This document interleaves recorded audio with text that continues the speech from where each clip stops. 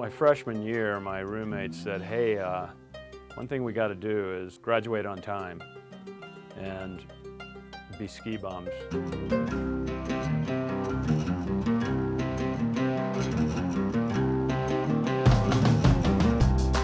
My first winter here, I got lucky. I got to work for the ski resort, and that sort of set up the whole following scenario. I was a chairlift operator the first year, and the second year I got on the trail crew. Those were probably the best years of my life because we skied a ton.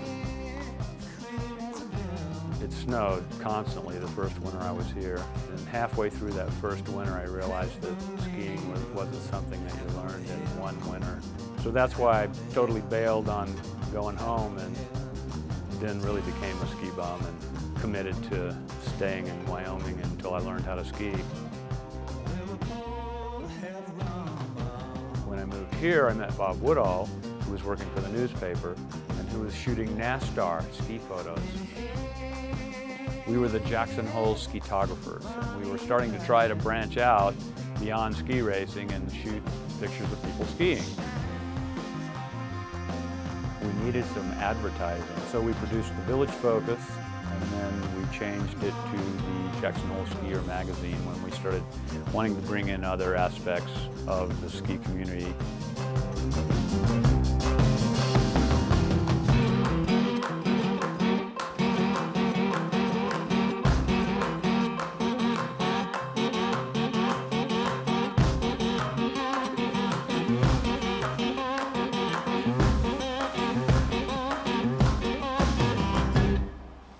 The Jackson Hole Mountain Resort, that's the epicenter. That's the big draw. You know, the tram going up 4,100 vertical feet into this big alpine ski terrain. Magnificent mountains. Big wide open bowls and the steep, long faces. Corbett's Couloir, Cody Peak, Central Couloir, and Four Shadows, and all of the backcountry terrain that opened up.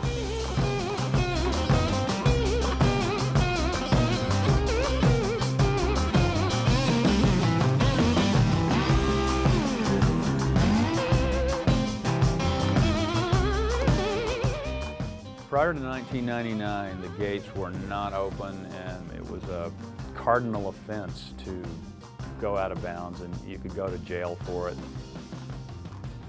The Jackson Hole Air Force, Benny Wilson, Howard Henderson, those were the two guys that really were the core energy of that group.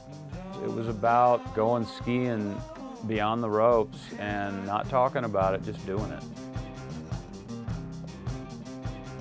It was hard for us to get good powder photos because they really wouldn't wait around for us. They were just racing from one air to the next, and we just had to try to keep up with them, and that was the program with those guys.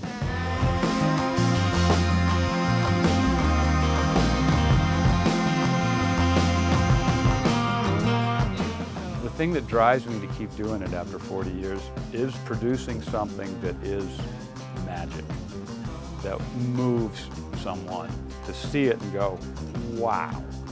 And you don't always get magic. You may go for days without getting any magic.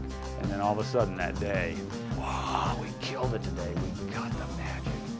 That's what keeps you going. I guess we're all looking for some recognition. It's like, wow, that's really nice. I think if I never heard that, I would probably not continue, because it is difficult to haul the gear and to keep your stoke up. I mean, really, wouldn't you rather be free skiing? 40 years later this September, I'm still here and I'm still doing it, and I'm still fired up about it.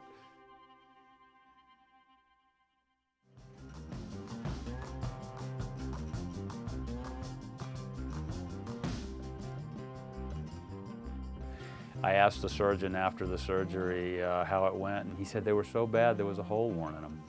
So I went, yeah, man, I used them up.